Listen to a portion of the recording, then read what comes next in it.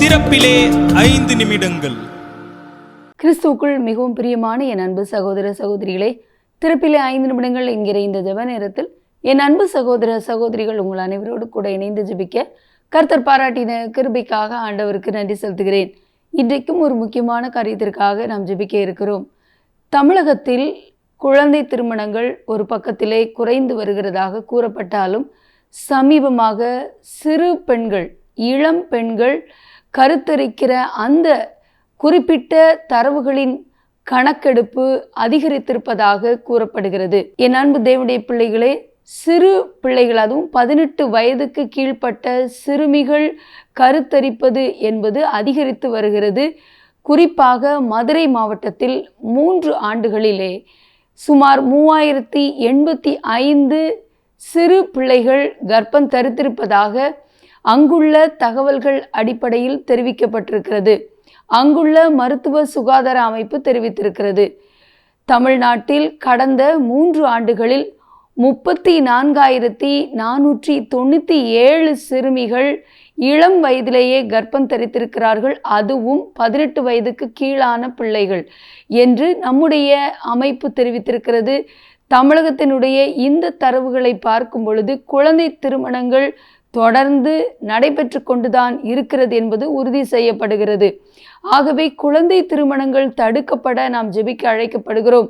என் அன்பு தேவனுடைய பிள்ளைகளே, 2021 ஆண்டு அந்த கணக்குகளின் அடிப்படையிலே நம்முடைய சமூக நலத்துறை ஒரு அறிக்கை ஒன்றை வெளியிட்டிருக்கிறது.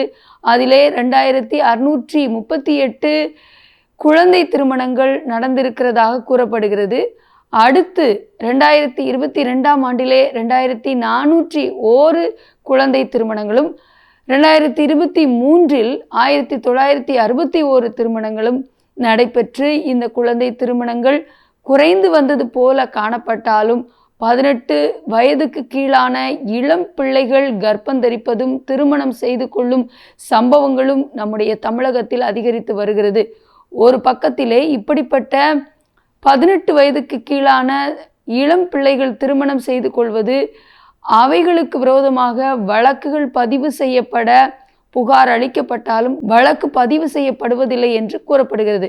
மட்டுமல்ல, என் அன்பு தேவனுடைய பிள்ளைகளே, குறிப்பாக திண்டுக்கல், தேனி, சேலம், மதுரை, கிருஷ்ணகிரி உள்ளிட்ட மாவட்டங்களில் ஒவ்வொரு ஆண்டும் 100க்கும் மேற்பட்ட திருமண முயற்சிகள் நடந்துள்ளன.